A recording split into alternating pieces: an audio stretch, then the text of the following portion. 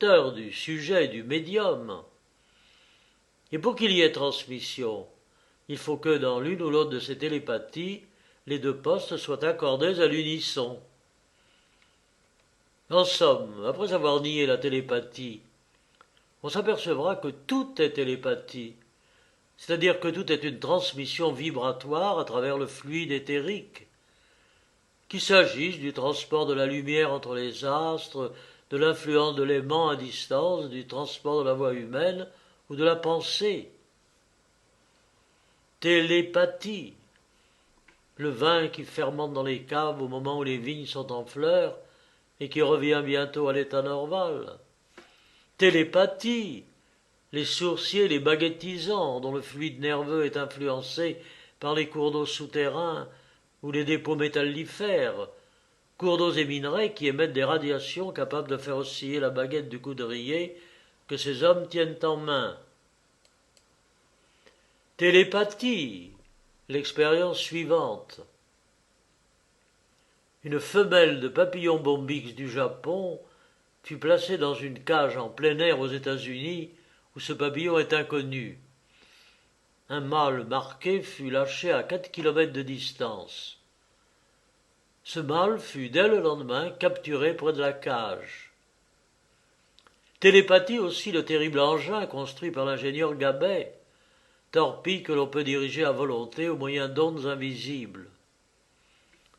Longue de près de 9 mètres et pesant 4000 kilos, la torpille automobile, au moyen d'organes électriques très compliqués, placés dans l'engin même, reste constamment sous l'influence du poste qui la projeta dans l'océan et dont les ondes, selon la façon dont elles sont émises, agissent différemment sur l'appareil de l'engin qui peut ainsi changer de direction à volonté et éclater lorsqu'on le désire.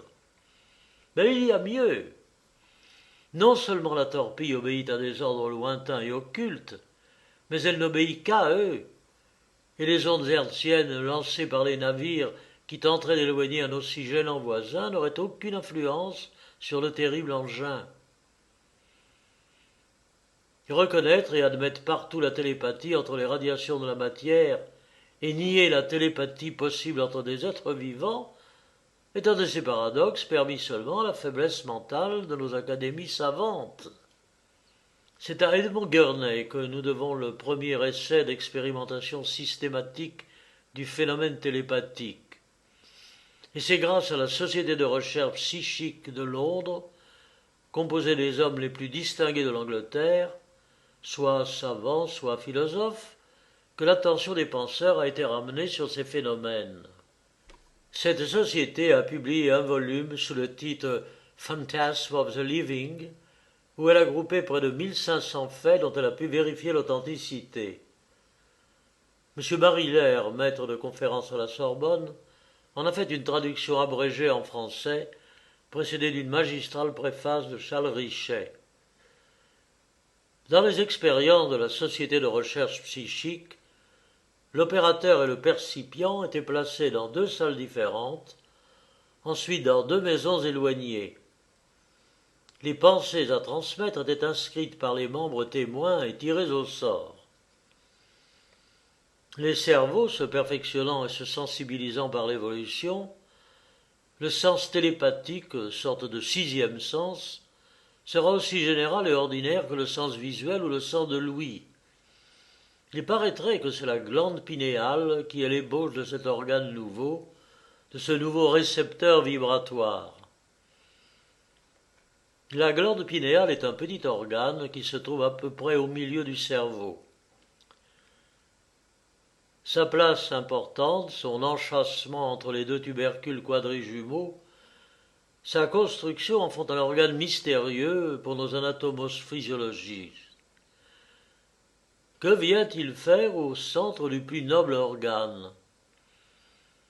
L'examen microscopique semble révéler les éléments d'un œil bizarre. En avant, une sorte de cristallin, en arrière du cristallin, une cavité centrale remplie de liquide, une fausse rétine et comme les rudiments d'un choroïde. Cet œil pinéal est relié au cerveau par un ensemble de faisceaux nerveux appelés pédoncules. Les anatomistes ont voulu y voir un organe atrophié, un sens dégénéré. Un organe déjà en décadence, au centre même du cerveau, en voie d'évolution, représente une anomalie qui ne nous permet pas de nous incliner si vite devant les conclusions de l'anatomie comparée, mal interprétée dans ce cas. La glande pinéale nous paraît être au contraire l'organe télépathique en voie d'évolution. Une forte pensée concentrée entraîne un léger frisson dans la glande pinéale. Un courant magnétique s'établit à travers l'éther cérébral et gagne l'éther extérieur pour aller atteindre un cerveau harmonisé, et l'image ou la pensée apparaît à l'œil pinéal du sujet récepteur. À l'exemple du docteur Gibert et de Pierre Janet, dont le sujet Léonie obéissait à la suggestion à 1 kilomètre de distance, le docteur Balme avait le pouvoir de transmettre mentalement sa volonté à une demoiselle de Lunéville. Il l'obligeait ainsi à venir dans son cabinet à Nancy réclamer ses soins. Un jour, ayant concentré et dirigé vers elle sa pensée, il prononça les paroles suivantes. « Venez, je vous attends par le train de midi. » Et à l'heure dite, la jeune fille entrait chez lui en disant « Ah, me voici !» Le docteur Balme n'était pas arrivé à un tel résultat sans travail. Les premiers essais ne donnèrent aucun résultat. Tous les jours, à la même heure et pendant longtemps, ils poursuivirent leurs tentatives. Les pensées échangées furent d'abord contradictoires. Un jour, cependant, un mot fut perçu avec exactitude. Puis par la suite, des phrases de 4 à 5 mots. Enfin, au bout de 2 ans, ils communiquèrent à distance, à n'importe quel moment de la journée, en frappant d'abord quelques coups dans leurs mains. Bulletin de la Société des études psychiques de Nancy, avril 1901. Les entraînements ne sont pas toujours aussi longs. Cela dépend des 2 cerveaux en présence. Dans l'avenir, on commencera jeune et il y aura dans les écoles de la société future un cours de télépathie pratique. La fonction crée l'organe.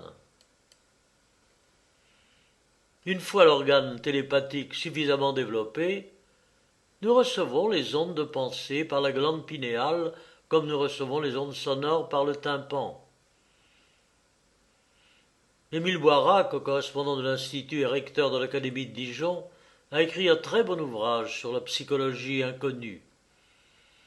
Il y cite, page 269, quelques faits de transmission de pensée, improvisés en quelque sorte, car il n'y a pas eu d'entraînement préparatoire. C'est en faisant quelques expériences sur la transposition des sens qu'il fut amené à constater la transmission de pensée. Lude S., les yeux bandés, endormi, venait de déchiffrer les premiers mots d'une carte postale en promenant les doigts sur le texte. Je lui mets entre les mains une photographie qui me décrit exactement. Savez-vous son nom? Oh, pas du tout. Donnez-moi la main et je vais vous le dire mentalement. Et presque aussitôt, il me donna le nom. Je renouvelai cette expérience sur d'autres noms et nous réussîmes très bien. Le docteur von Mautner-Martkopf a rapporté le cas de 2 époux qui correspondaient entre New York et Copenhague, chacun d'eux écrivant des nouvelles que l'autre lui communiquait par la pensée. Des cas de télépathie accidentelle se produisent fréquemment, et aujourd'hui le nombre relevé en est considérable. Les journaux, il y a quelques années, ont rapporté le fait suivant.